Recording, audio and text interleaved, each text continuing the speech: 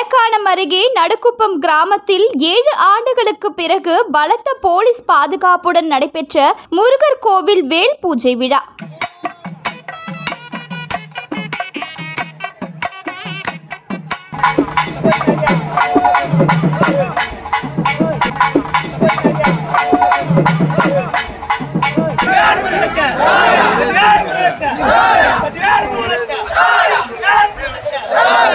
விழுப்புரம் மாவட்டம் மரக்காணம் அருகே நடுக்குப்பம் கிராமத்தில் அமைந்துள்ளது பிரசித்தி பெற்ற திரௌபதி அம்மன் கோவில். இந்த கோவில் திருவிழா நடத்துவதில் இரு தரப்பினருக்கு இடையே கடந்த 7 ஆண்டுகளுக்கு முன்பு பிரச்சனை ஏற்பட்டது. இதனால் மேற்கொண்டு எந்தவிதமான பிரச்சனைகளும் ஏற்படாமல் இருக்க அந்த கிராமத்தில் உள்ள எந்த கோவிலுக்கும் திருவிழா உள்ளிட்ட எந்த விதமான பொது நிகழ்ச்சிகளும் நடத்தக்கூடாது என அரசு அதிகாரிகள் தடை விதித்தனர். இந்த தடை உத்தரவினால் நடுக்குப்பம் பகுதியில் 7 ஆண்டுகளாக எந்த திருவிழாவும் நடத்தவில்லை.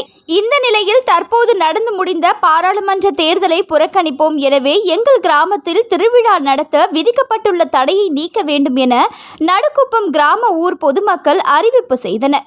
அவர்கள் அறிவித்தது போல தேர்தல் நடைபெற்ற 19ஆம் தேதி அன்று நடுக்குப்பம் கிராமத்தில் உள்ள ஒருவர் கூட வாக்களிக்க வாக்குச்சாவடிக்கு செல்லவில்லை.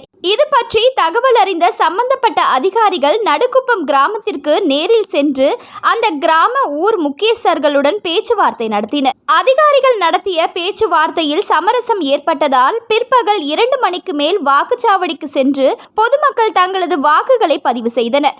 இந்த நிலையில் அதிகாரிகள் அளித்த வாக்குறுதி மற்றும் சட்ட விதிகளின்படி நேற்று நடுக்குப்பம் கிராமத்தில் உள்ள முருகர் கோவிலில் வேல் பூஜை விழா மிக சிறப்பாக நடைபெற்றது. தங்களது கிராமத்தில் 7 ஆண்டுகளுக்கு பிறகு நடைபெற்ற இந்த வேல் பூஜை விழாவில் அப்பகுதி சிறுவர்கள் முதல் இளைஞர்கள் வரை ஆர்வமுடன் பால்காவடி எடுத்தல், உடலில் வேல் குத்தி தேர் இழுத்தல், சர்வ அலங்காரங்களுடன் அலங்கரிக்கப்பட்ட முருகர் சிலைகளை வண்டிகளில் கட்டி இழுத்துதல் போன்ற சிறப்பு நிகழ்ச்சிகளை செய்தனர். அசம்பாவிதங்கள் நடைபெறாமல் இருக்க மரக்காணம் தாசில்தார் பாலமுருகன் மற்றும் வருவாய்த்துறையினர் நடுக்குப்பம் கிராமத்தில் முகாமிட்டு முன்னேற்பாடு பணிகளை மேற்கொண்டனர்.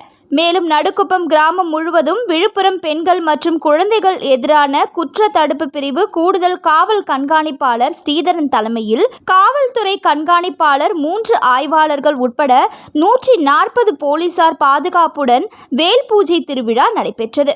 இறுதியில் போலீஸ் பாதுகாப்பு பணிகளை விழுப்புரம் மாவட்ட காவல் கண்காணிப்பாளர் தீபக் சிவாஜ் நேரில் சென்று பார்வையிட்டு ஆய்வு செய்தார்.